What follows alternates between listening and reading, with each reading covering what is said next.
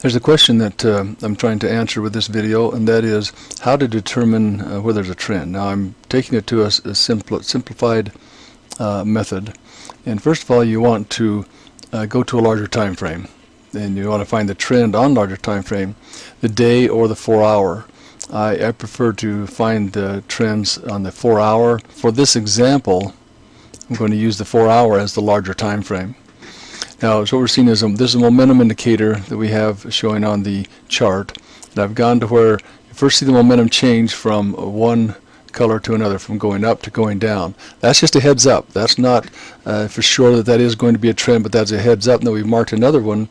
Now we're looking back in history and we can see these form.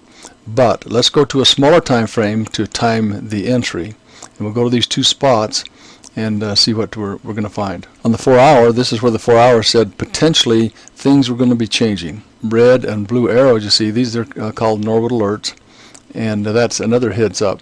But you can see anything that you can see in the alert is visually, manually as well.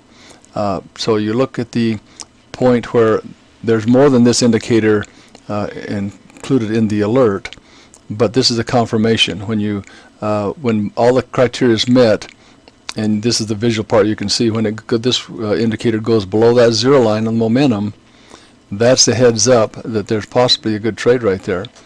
And so we're seeing it started here, there's a potential here, but it was on the wrong side. It was still going up momentum wise, and when it came back down, that's your signal. You're trading the direction of the trend of that larger time frame. For example, before you even saw a slowdown, this could have easily given you 100 pips. Okay, then it went sideways again for a while, and so you're out of the market. But the 4 hour, let's go back over here to the 4 hour.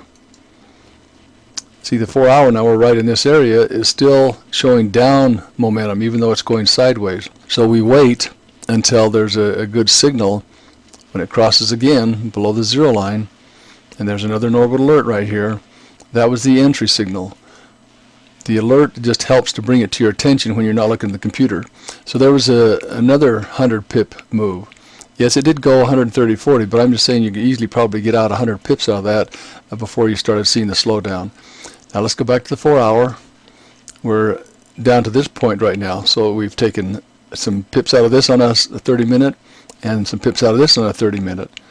Now, we recognize that trend. That's the question we're trying to address, is when we first saw that change colors. So there's one more little move down here. But let's just go over here and see what it looks like when we see it going back up the other direction. Okay, this is what it looked like on the 4 hour. So as soon as this changed colors and showed us there was momentum going up, that's heads up to go look at the smaller time frame.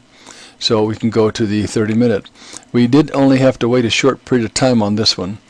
This one we received a signal that it was what, a half an hour later, and then of course there was another move there for 75 pips. Now this is not a major trend, but 70 pips on a small trade is pretty good. You notice that then it fell off, did some consolidation, and when it pops back up above the zero line again, there's another little trade. This one went a total of 20 pips, so you could have easily taken out about 10 pips out of that. So you wait until it goes back up again. Here's another little trade. This one was another 10 pip trade.